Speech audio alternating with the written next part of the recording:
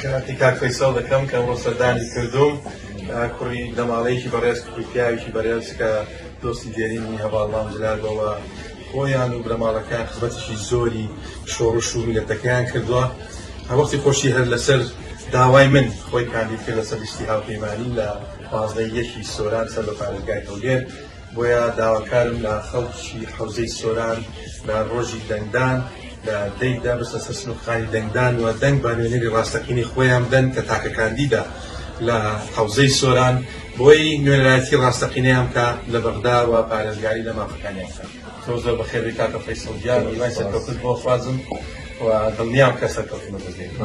زۆر سوپاس وەڵام سوپاسی جەناب سوپاسی هەموو ئەو خەڵکانش دەکەم کە بە جۆش و خۆشەوە لە وەختی هەڵبژاردن و لە وەختی بانگشەی خۆمان ئیستیقبالیان کردین.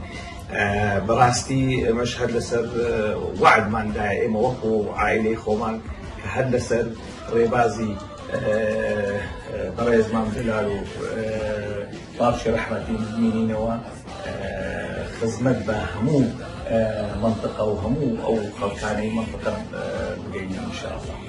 زۆر زۆر سوپاس دەکەم ئینشاءالله.